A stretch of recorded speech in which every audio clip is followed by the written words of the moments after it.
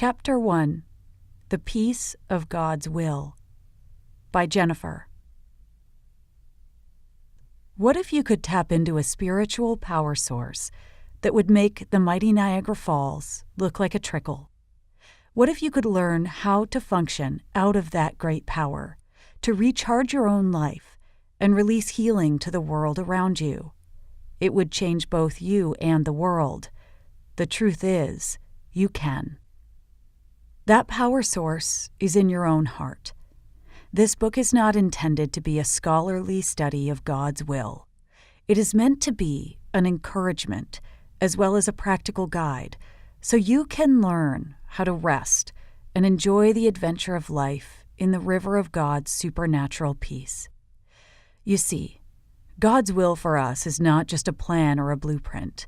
It is a heavenly river of supernatural power that gives peace to all who enter its flow.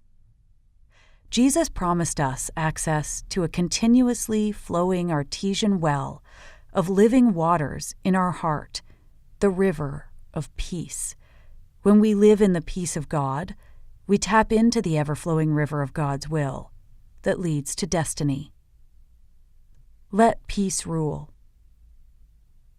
Prior to leaving on a ministry trip to New England many years ago, the Lord took us through a series of lessons about the rule of peace. See Colossians 3:15. When God uses object lessons to teach us, we never forget. The drive back from the meeting in West Haven, Connecticut was a breeze at first. Our hotel was only 1 hour away, and we expected to be home around 10 o'clock in the evening. Even when we headed north on I-95, traffic was sparse. That was a pleasant surprise. I-95 is often backed up with rush hour congestion, road construction, or accidents. The traffic was even lighter as we pulled onto I-91 North. It had been a great day, ending in an easy drive back to the hotel where we were staying. On the last mile of our journey, we pulled off the exit ramp onto I-84. Our hotel was directly off the very next exit.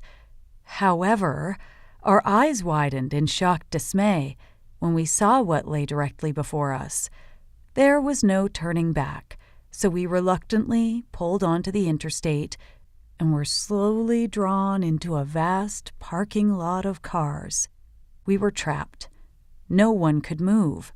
Some vehicles were even attempting to turn around and go down the exit ramps. A few car lengths ahead, we saw a policeman running crime scene tape all the way across the highway, from the edge of the road to the concrete barrier median wall. Other police officers walked among the cars, picking up items and dropping them in evidence bags.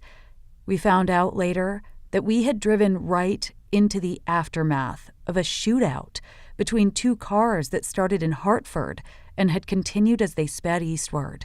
The highway had become a crime scene. Now what? We looked at one another and agreed this was a perfect time to practice peace. After Dennis and I were married in 1997, I asked him to disciple me in all the lessons God had taught him about living in the Spirit. One of the most important lessons of all was the power of peace. Immediately before leaving on this trip, we had made a conscious decision to let the peace of God rule in our hearts no matter what happened. Because the Bible tells us to let peace rule, obviously, God has given us the capacity to do just that. Let the peace of God rule in your hearts. Colossians 3:15. Therefore, we immediately released our worries and yielded to the presence of God in our hearts. As we did so, the peace of God flooded the car.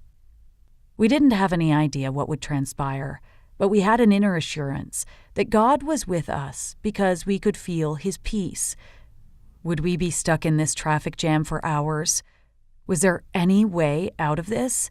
We didn't know the answers, but had a strong assurance that the one who is the answer was with us.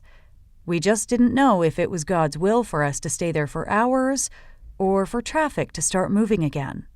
Regardless of the outcome, we were determined to stay at peace.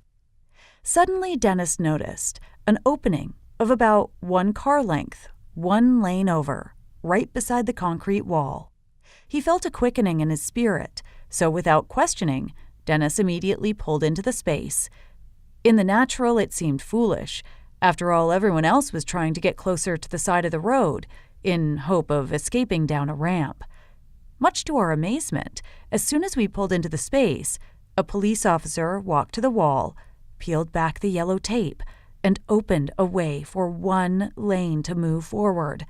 About 8 cars pulled forward onto the empty interstate ahead and into freedom. We were the last car through. As soon as we passed, the policeman put the tape back in place. To this day, we believe God sent an angel to rescue us. We were at our hotel 5 minutes later. The following day, we discovered that traffic was at a complete standstill on I-84 until 6 o'clock the next morning. On this same trip, we encountered one difficult situation after another. The computer crashed. Our car window was smashed in a robbery and our GPS stolen. The hotel room flooded. Each time we stayed in peace, we saw God move in marvelous ways. In situations that look dire to us, God delights in working on our behalf when we maintain the right attitude. Peace is evidence our heart is aligned with the will of God. When we have peace, we are connected with God's kingdom and His purposes. Every time we trust in God and don't give in to fear, we stay in peace. A heart at peace positions us so God can move on our behalf. When our heart draws near to God, we feel His peace. When we are at peace, we know God is with us. See James 4:8. We know that all things work together for good, to those who love God, to those who are the called according to His purpose. Romans 8:28. Gift of peace. Dennis had taught me all about abiding in the peace of God as a lifestyle and encouraged me to practice maintaining my peace, no matter what happened in everyday life. This was certainly a new concept for me, because I had lived in almost constant anxiety for most of my adult life. When we were first married, Dennis called me Little Much Afraid, after a character in Hannah Hurnard's Hind's Feet on High Places. During the first couple of months of our marriage, Dennis prayed me through the baggage of the past and taught me how to take all fearful thoughts captive by releasing them to Christ in my heart. Christ in you, the hope of glory. Colossians 1:27. Jesus Himself said He has given us access to the riches of His kingdom in our own heart. The kingdom of God is within you. Luke 17:21. Therefore, when Jesus says He has given us His peace as a gift, it stands to reason that He never takes it away from us. However, we can lose our awareness of the peace of His presence when carnal emotions of fear, anger, or pain take over. He Himself is our peace, so His peace is evidence He is with us. See Ephesians 2:15. Peace I leave with you, my peace I give to you, not as the world gives do I give to you. John 14:27. Fruit of peace. Prior to meeting Dennis, I had understood intellectually that peace is a fruit of the Spirit, but this seemed like a poetic concept rather than something to actually experience. Galatians 5:22-23. However, I now learned that supernatural peace is also tangible evidence that the kingdom of God is with us. No one had ever shown me how to tap into the fruit of the Spirit before. Based on what I had observed in church over the years, I strongly suspected that living in peace was a mystery for most believers. One of the first times Dennis prayed with me, he instructed me to close my eyes and focus on Christ within. I noticed that prayer felt different from my customary tension and anxiety. See Philippians 4:6. When I worried, I felt fear. In prayer, I felt peaceful. Dennis explained that I perceived supernatural peace because I was drawing close to God in my heart. You see, the Lord never leaves us, but our heart can depart from Him. See Matthew 15:8. Power of peace. What does peace mean to you? Before I met Dennis, I thought of peace as tranquility or an absence of discord. Peace as power was a strange concept for me at first. Dennis told me about an incident that occurred when he was a new believer that shattered that paradigm instantly. Soon after he was saved, Dennis volunteered to work at a Christian halfway house for convicts who were out of prison but not quite ready to be assimilated back into society. Needless to say, they were rough characters. Dennis had noticed that he and others could sense the change in the atmosphere of the house when one of the inmates was about to make a break for it or do something violent. On one particular day, an ominous feeling was particularly strong in the atmosphere. Suddenly, one of the men raced into the kitchen, grabbed a butcher knife off the counter, and headed straight for the exit. Dennis was standing directly in front of the only door of escape. Much to his amazement, he felt peace increase so much it seemed to fill him inside and surround him like an external armor. Under ordinary circumstances, Dennis says he would have moved out of the way. That was the sensible thing to do. However, he got the strong impression to hold his ground due to the sheer power of this supernatural peace. The man snarled, "Get out of my way, or I'll cut you to pieces." Dennis stood still.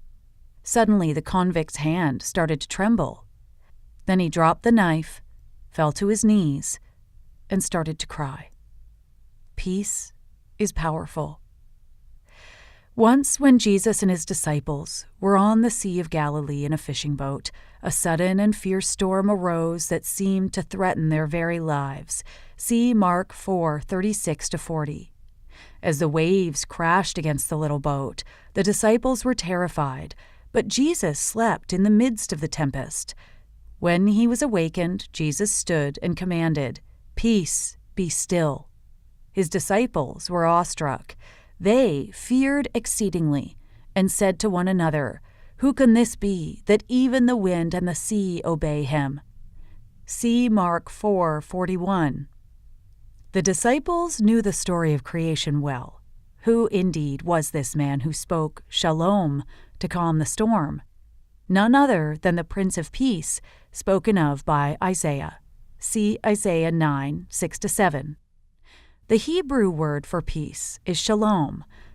The shalom of God includes wholeness, peace, health, and healing, welfare, safety, salvation, deliverance, soundness, prosperity, perfectness, fullness, rest, harmony, no injustice, and no pain. Peace is the essence of the elusive, abundant life promised by Jesus.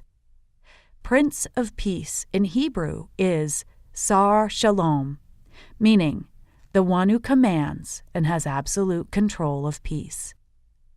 At the time of creation, Jesus simply spoke, and the perfect harmony of his voice set the entire universe in place with the thundering words, "Let there be."